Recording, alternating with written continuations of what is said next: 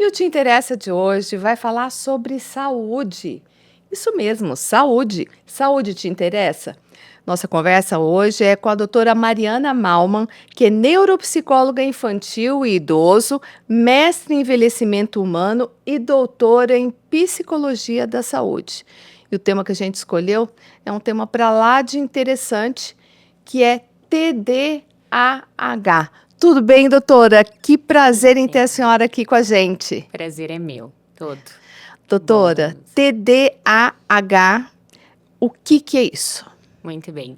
É uma sigla para o transtorno do déficit de atenção e hiperatividade, né? É a sigla que a gente usa para resumir esse transtorno aí, que tem alguns subtipos, né? E que algumas vezes, erroneamente, é chamado de TDA, né? Mas não, Então, não existe TDA, não é existe. TDAH. Sempre, mesmo que a pessoa não tenha hiperatividade e impulsividade, que é por isso que as pessoas tiraram e achavam que podia ser TDA, transtorno déficit de atenção. Não, o nome é transtorno déficit de atenção e hiperatividade e a sigla é TDAH sempre. O TDA que as pessoas leigamente falam, é um subtipo do TDAH, que seria o TDAH do tipo predominantemente desatento, que não teria, então, tanta impulsividade e hiperatividade como os outros subtipos de TDAH têm. Vamos começar com as crianças, né? De um Bem, tempo para cá, se fala muito meu filho, meu sobrinho é TDAH. Né? E o que quer dizer isso? Quais são os sintomas que essa criança tem? Qual é a forma certa de diagnóstico? Estão banalizando esse diagnóstico, né? Então, o que a gente pode falar a respeito disso? muito bem. O que acontece? Eu não acho até que estão banalizando o diagnóstico, tá? Eu acho que o conhecimento sobre o tema, né, apareceu. A gente teve uma mudança nos últimos anos de como fazer esse diagnóstico. Antes, até o DSM-4, que era mais ou menos ali 2013, 2014, para a gente fazer o diagnóstico, tinha que apresentar sintomatologia até os 7 anos de idade. Agora a gente sabe, mudou para o DSM-5 já há alguns anos, então, que tem que apresentar sintomatologia antes dos 13 anos de idade. Isso nos dá um respaldo aí de um tempo Mais muito tempo. maior para averiguar se essa pessoa, né, esse indivíduo está apresentando sintomatologia. Na criança, então, como a gente falou, a gente tem um espectro aí do TDAH, né? Não é só um déficit atencional como as pessoas pensam. Eu até acho que esse nome do transtorno vai mudar no futuro, né? A gente tem lido muito a respeito, discutido, assim, em vários simpósios. Por quê? Falar que é um transtorno do déficit de atenção parece que essa pessoa só tem uma dificuldade atencional, não se concentra e tá tudo bem. Não é, né? Não é isso. Na verdade, ele é um transtorno de controle, né? De regulação. Por quê? Então, a pessoa, seja a criança, seja o adulto, né? Seja o idoso, porque existem idosos com TDAH, ele tem uma dificuldade de regular a atenção, tem dificuldade de regular, controlar os impulsos, tem dificuldade de regular, né, de controlar as emoções. É isso, ele é um transtorno de regulação muito mais do que atenção, né? Claro que a gente tem a base da sintomatologia, que eu tenho dificuldade de manter o foco, de manter a concentração, principalmente em tarefas que não são interessantes, né? Porque o TDAH também tem uma questão de hiperfoco. No que ele gosta, ele mantém o foco, ele mantém a sua concentração. Mas quando é uma tarefa, é uma atividade que ele... Desinteressante? Exatamente. É aí que aparece muito mais a sintomatologia que a gente vê. Além disso, claro, né, na criança também a gente vê, ela é mais irritada, ela tem menos paciência, sabe? Quando ela faz atividades, vai brincar, ela troca muito de atividades, ela permanece muito pouco nas brincadeiras, né? O tempo de brincadeira que a gente espera que aquela criança fique é muito menor quando ela tem o TDAH. E também tem algumas crianças que têm essa hiperatividade. O que é hiperatividade, né? É a questão de comportamentos agitados, mas em excesso, assim. Não parar quieto. Isso mesmo. Fica, às vezes, aquela criança que Ligado não no consegue... 220. Isso, não senta, não para, não consegue. É muito difícil para ele. ficar sentado no mesmo lugar, ficar na mesma atividade. Por isso que é uma questão de regulação. Ele não consegue regular o comportamento para ficar parado, né, para desligar esse motorzinho aí, né, que tá. Ele não consegue regular o comportamento para manter a atenção dele. Ele não consegue regular, né, essas emoções para manter a paciência em tal atividade. Então, é um transtorno mais complexo do que a gente pensar só de uma questão de déficit de atenção, sabe? Identifica-se mais em casa ou na escola? A escola que acaba chamando a atenção dos pais para aquele aluno mais agitado. Como é que tem funcionado isso? O que chega para a senhora no consultório? Sabe que hoje em dia as escolas estão muito bem preparadas para reconhecer algumas características nas crianças, né? Então, eu tenho recebido muito, a verdade, quando a criança entra na escola, a escola começa a observar. É um certo padrão que a gente espera, né? Não é que tem uma frase que todo mundo fala, aquela criança vai ter o seu tempo. Não é assim. A gente tem um certo padrão de que as coisas têm que acontecer naquela época, né? É um desvio padrão, um pouquinho mais, um pouquinho menos e tá tudo bem. Quando a criança entra na escola, aí se observa mais, né? Principalmente na época de aprendizado, ali, de alfabetização. Então, ela precisa ficar sentada, ela não consegue. A professora relata alguma história, ela fica pensando no mundo da lua, tem devaneios, né? Tem qualquer lugar, menos ali. Então, as professoras têm observado muito. Mas os pais também. Eu percebo isso, que essa questão de acesso à internet, de muito conhecimento, o TDAH é um transtorno que está aí super à tona. Muita gente famosa, né, que fez diagnóstico também na vida adulta, recebeu um diagnóstico tardio, que a gente chama. Então, tem de ambos os lados, mas a escola está muito atenta. Eu percebo assim, os professores são muito atentos, seja para verificar se é um TDAH ou algum outro transtorno, né? Mas fica mais, os professores conseguem observar quando tem, sabe? Sai um pouquinho do padrão do que está se esperando para aquela criança. Já vai investigar, já pede para os pais para investigar. Os testes para poder investigar e constatar, são testes mais elaborados, são testes simples? Como é que funciona isso? Então, para fazer o diagnóstico do TDAH, não necessariamente a gente precisa da avaliação neuropsicológica, tá? O diagnóstico do TDAH, ele é mais clínico. Entretanto, existem várias sintomatologias do TDAH que também estão presentes em outros diagnósticos, né? Em outros transtornos. Então, como é que a gente faz? Como é que a gente auxilia com a avaliação neuropsicológica no TDAH? A gente faz uma avaliação bem completa, verificando memória, atenção, inteligência, a observação clínica de como essa criança ou esse adulto funciona quando a gente dá os testes, né? A gente tem escalas específicas também com sintomatologia para cada idade, do que é esperado para cada idade. A avaliação infantil toma um tempo maior do que a do adulto, são um pouco mais de sessões, para a gente fazer esse acompanhamento e ter certeza que é só um TDAH, ou se tem uma comorbidade, ou se existe alguma uma comorbidade também com uma questão de aprendizagem ou não, né? Porque erroneamente se pensa que o TDAH tem que dar prejuízo acadêmico. Mas não necessariamente, tá? A gente vê muitos adultos que têm o diagnóstico de TDAH, recebem um diagnóstico na adultez aí. E foram excelentes alunos. Exatamente. Tá? Então, não. E como é que se explica isso? Cada caso é um caso. Cada caso é um caso, mas existe uma questão: a cognição da pessoa. Quanto mais inteligente ela é, né, mais funções cognitivas ela tem preservadas, mais ela vai conseguindo dando conta, né, vai dando conta das coisas na vida. Até que em algum momento essa demanda fica mais complexa. E aí, às vezes, ele não consegue. Né? É aí que daí ele aparece, quando adulto, ele aparece no consultório e diz, olha, eu tinha um histórico bom, eu fui sempre indo. Depende do quanto aquilo é exigido também, né? E às vezes eu vejo isso.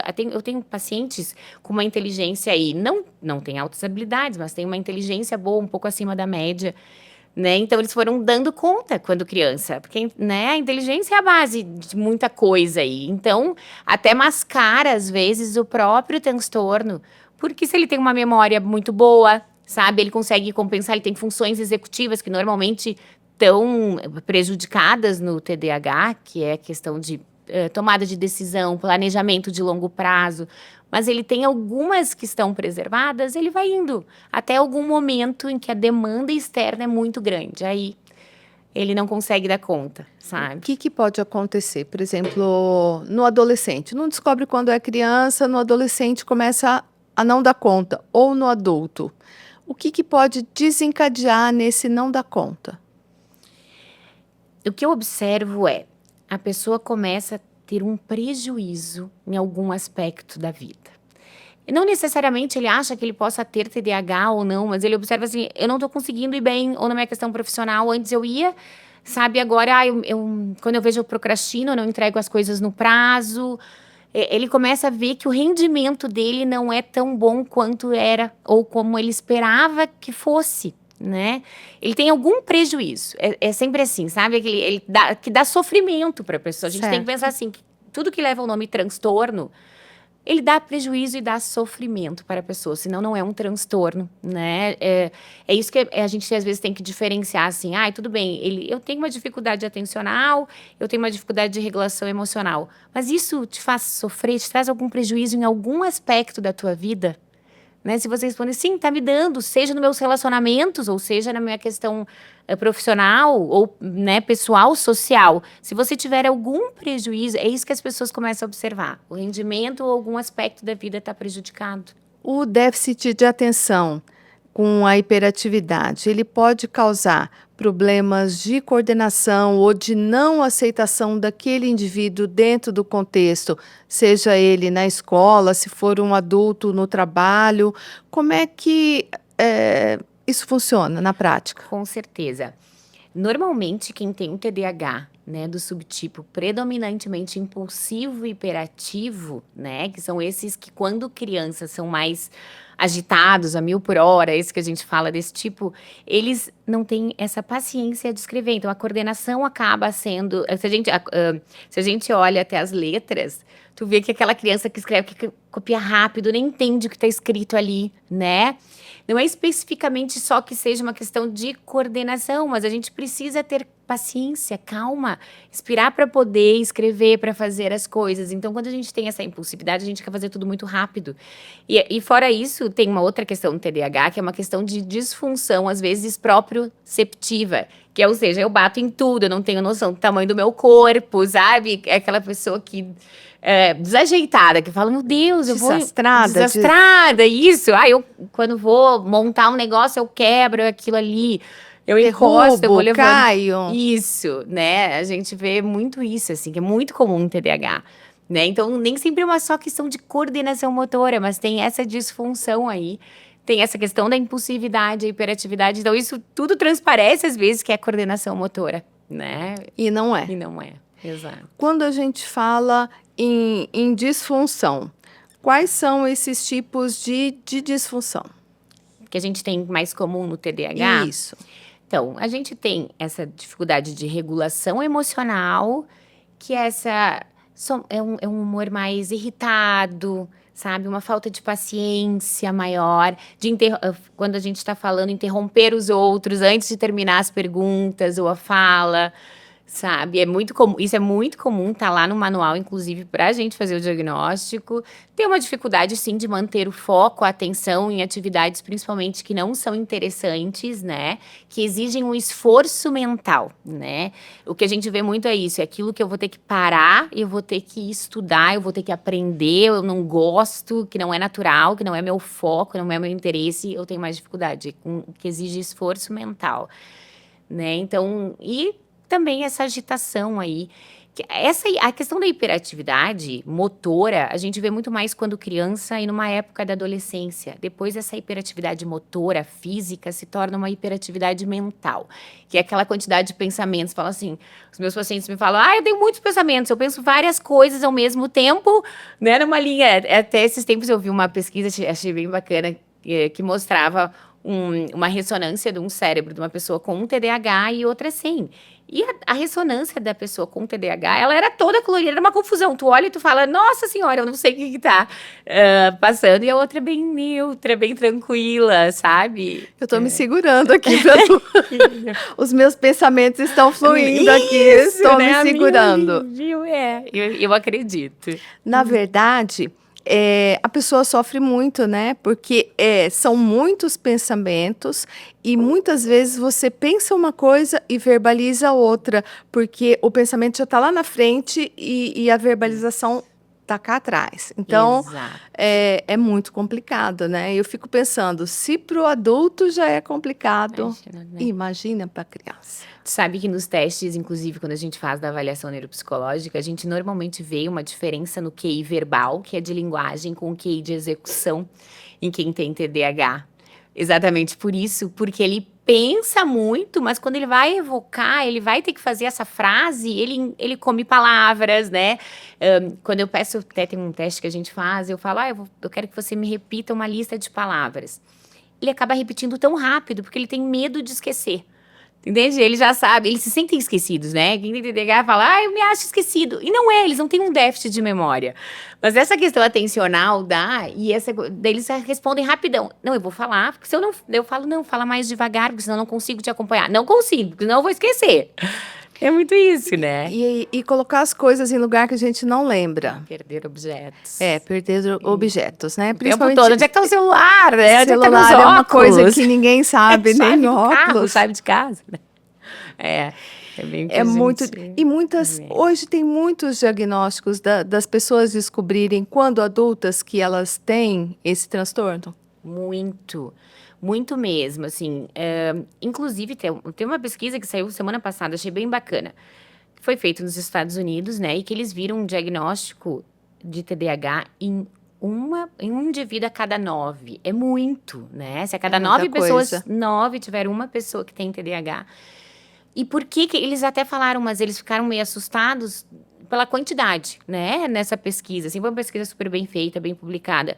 E eles disseram, a pandemia foi onde eles começaram, os pais a observar nas crianças, assim como as próprias adultos que tiveram que trabalhar online, viam que não conseguiam se manter focado naquilo.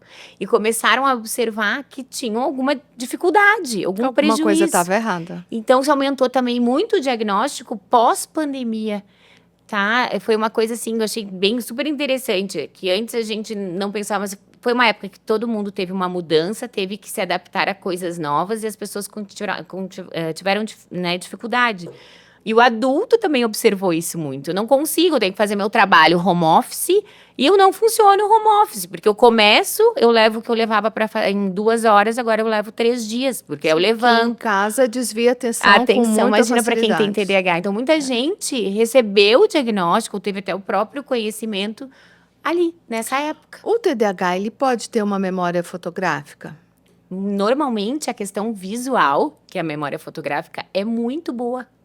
O que é mais difícil é tudo que é auditivo, né? Então, a gente vê que a atenção auditiva, só falado é mais complicado, né? Para quem tem.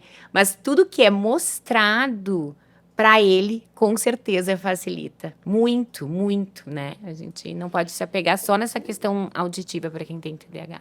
A criança, quando ela tem TDAH, que ela assiste uma aula, quando ela está focada, ela tem um aproveitamento melhor do que muitas vezes ela estudando no livro?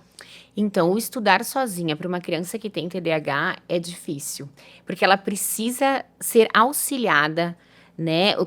Como é que eu observo no consultório? Aquela criança que eu digo, você vai fazer esta linha, eu mostro com o dedo, você faz esta linha, faz essa, e eu subdivido em etapas curtas. Então, nós vamos fazer essas 3 linhas, quando ela termina, eu falo agora, nós vamos fazer essas 4 linhas. É essa técnica que a gente tem que usar. Se ela ficar sozinha e ter que estudar, ela olha aquele livro, são 30 páginas, né? E ninguém guiá-la e não dividir a tarefa em poucas etapas, ela vai ter dificuldade. Uma das coisas que a gente mais erroneamente faz com crianças que têm TDAH, né? Falando crianças, mas com adultos, né? Porque também agora se preconizou, então, quando a criança tem TDAH, a gente coloca no laudo que ele teria mais tempo para poder fazer as provas e as atividades, né? Isso até está validado para alguns concursos E e às para o vezes para Enem, vestibular também. vestibular. Entretanto, a gente tem que pensar um aspecto. O TDAH tem dificuldade de gerenciamento de tempo.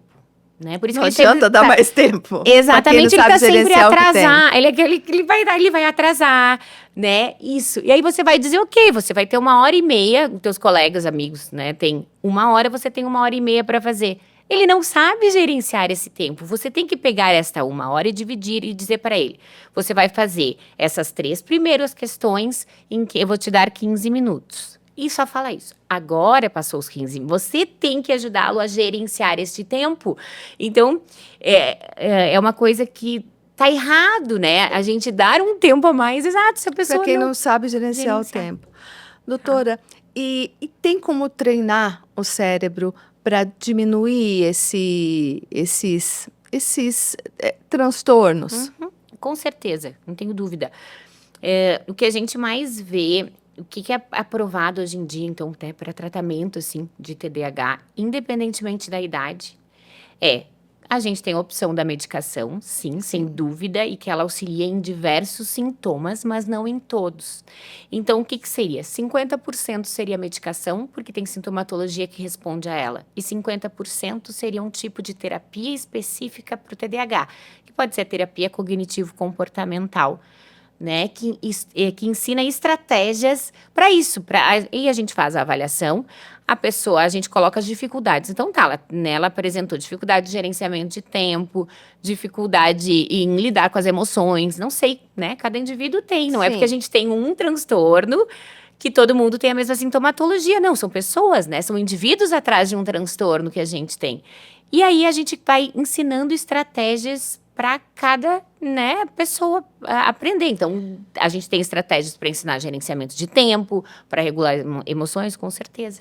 Uma criança tratada, ela pode ser um adulto não problemático e que se liberta e que sabe lidar com aquilo ali, porque ela tem noção das limitações dela. Com certeza. Eu acho que essa vai ser a diferença no futuro próximo aí, Dos né? adultos não tratados de hoje para as Isso, crianças tratadas hoje e que vão com poder ter um futuro sem melhor. dúvida. E essa própria aceitação, né, da sociedade com esse transtorno, que eu acho que é muito bacana. O Ninguém mais... entendimento, né? Isso. As pessoas não têm mais um preconceito com esse transtorno, que é muito bacana, né?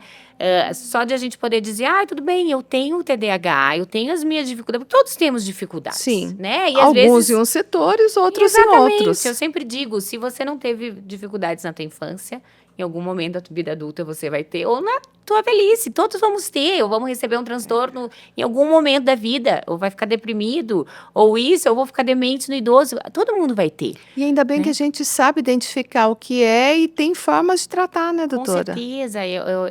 Quanto antes a gente começa o tratamento, né? Esse é o benefício de hoje em dia, das crianças entrarem na escola, os professores já verificarem alguma coisa. Quanto antes começa, já tem um próprio... A criança vai aprendendo a se conhecer, vai ajustando essas dificuldades que tem. A medicação auxilia muito, né? Então, futuro só brilhante. Doutora, na abertura do programa, eu esqueci de falar que a gente também vai falar sobre transtorno de oposição desafiante, que é o TOD, que ele está interligado também ao déficit de atenção. Isso.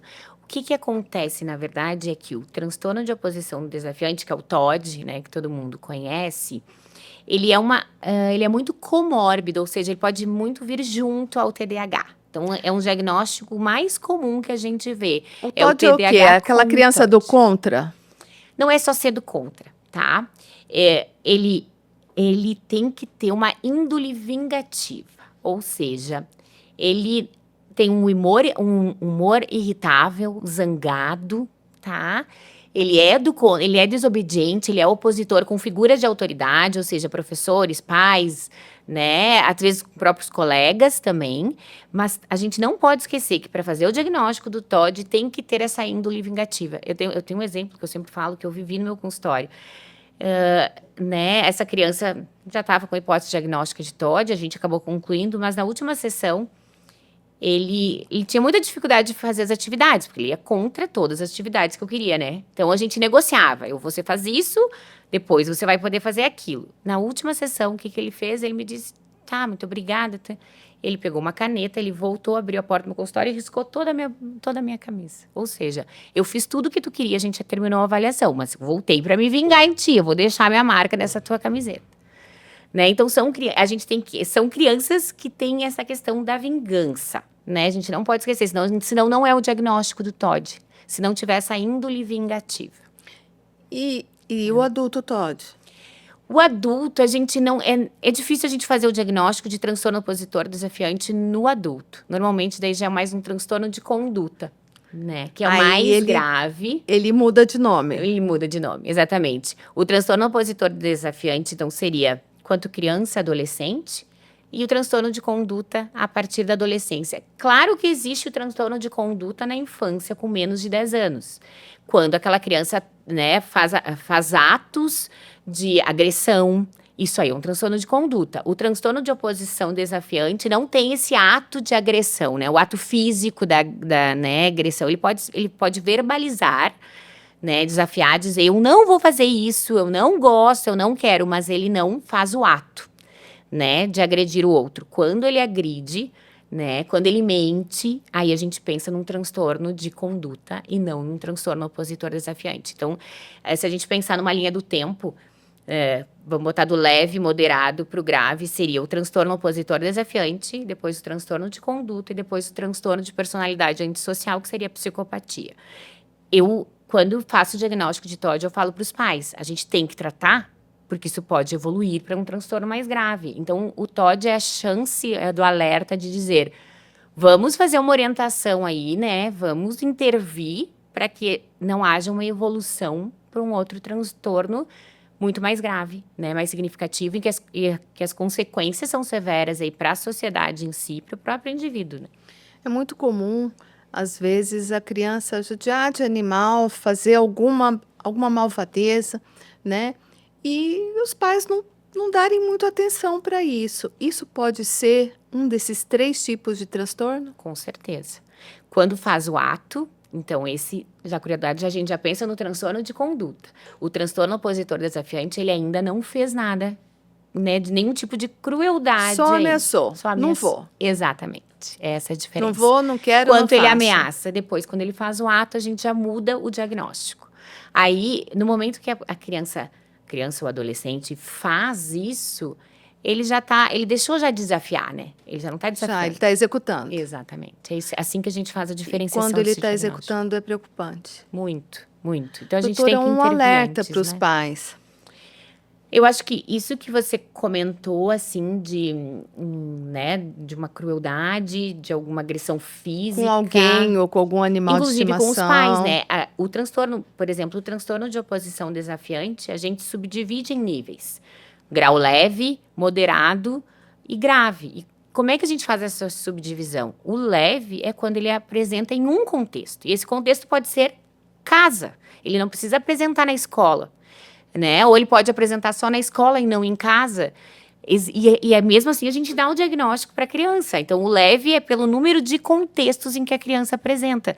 Então, os pais têm que ficar alerta, porque às vezes, se ele responde com você, ele te dá né, a questão, quando eu falo não para ele, que normalmente é a dificuldade de aquilo ali, eu não quero obedecer, você tem que fazer a tarefa, eu não vou fazer, né, eu não vou fazer. O dizer eu não vou fazer e ele acabar fazendo, ok. Agora, se isso for algo que é frequente, né? Essa negação. E às vezes a criança vem e ameaça assim, eu vou dar um tapa no pai. Isso aí a gente já tem que estar de olho pensando, não é normal. Como é que o pai não é uma falta só de limite? Se o filho acaba batendo, dando um tapa ou no pai ou na mãe, qual que é a reação correta dos pais nesse sentido?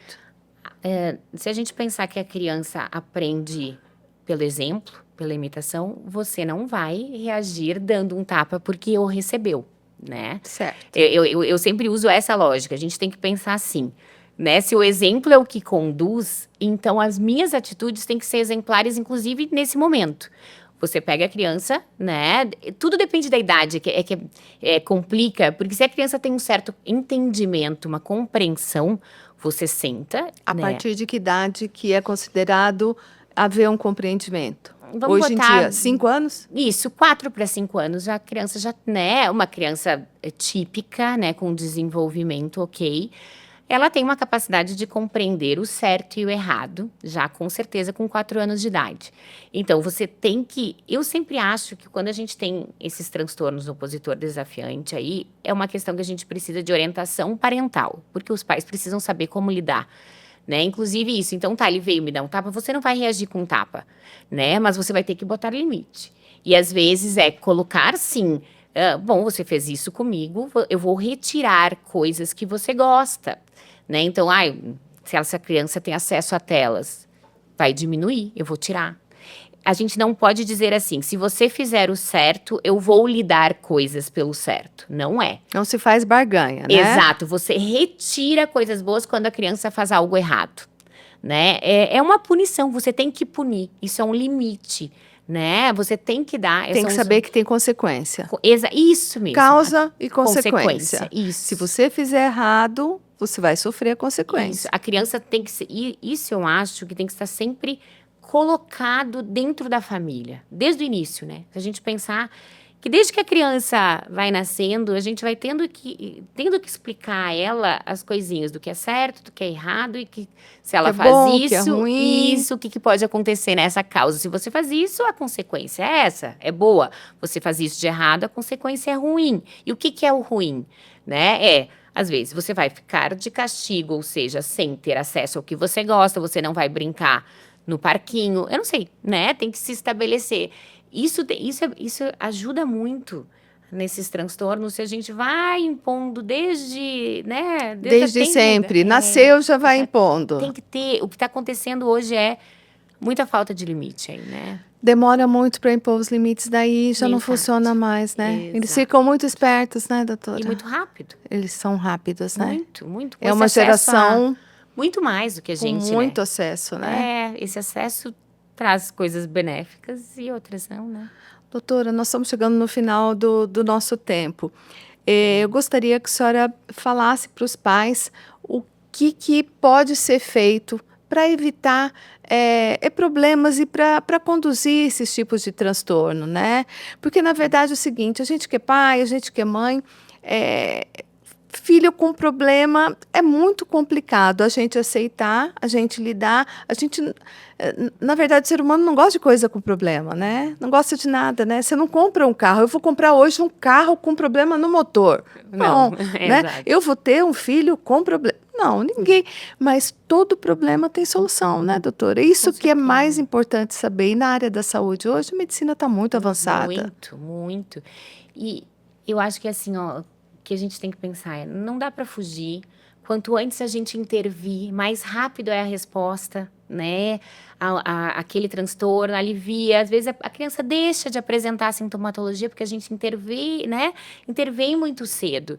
Quanto antes a gente observar uma sintomatologia, às vezes não precisa ter um diagnóstico, né? O teu filho está apresentando alguma ação, alguma atitude que você... não está legal. Né? Vamos procurar ajuda, porque a gente só intervém naquele sintoma. Tá tudo certo, né? Tem o que fazer, não precisa deixar com que vá aumentando a quantidade de sinais, de prejuízos para a vida. Sempre quanto antes, quanto mais novo, quanto mais cedo, o nosso prognóstico aí para a vida é sempre melhor.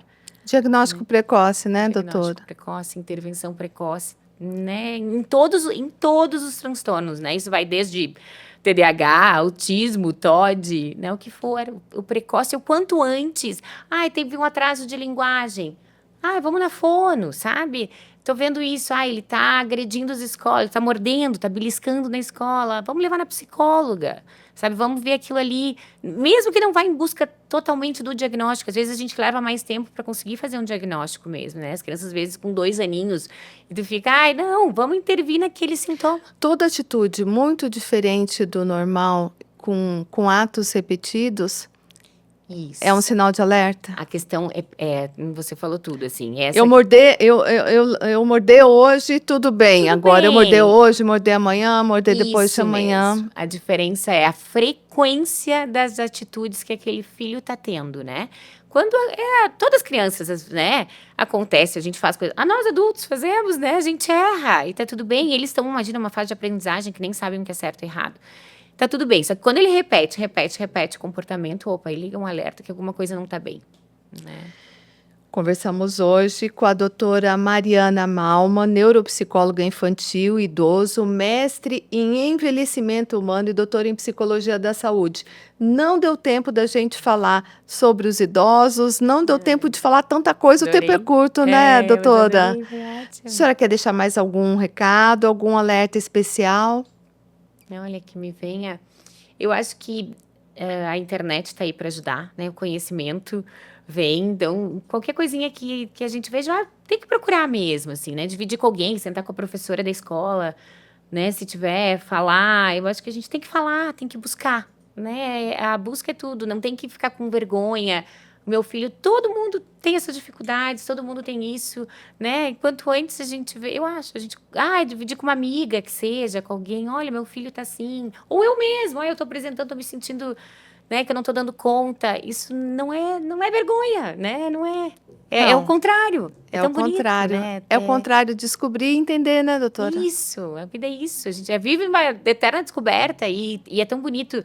Existe uma coisa na psicologia que se fala a cura pela fala, que é a catarse, né? É isso, no momento que você já fala das suas dificuldades, você consegue falar, você já se curou delas. Então, é isso, né? Acho que Doutora, muito obrigada pela agradeço. sua visita hoje aqui, Adorei. pela sua entrevista, tá? Pois é. Muito obrigada. A senhora é sempre muito bem-vinda aqui. Adorei. E aí, te interessa? A gente volta na quarta-feira que vem com mais um Te Interessa.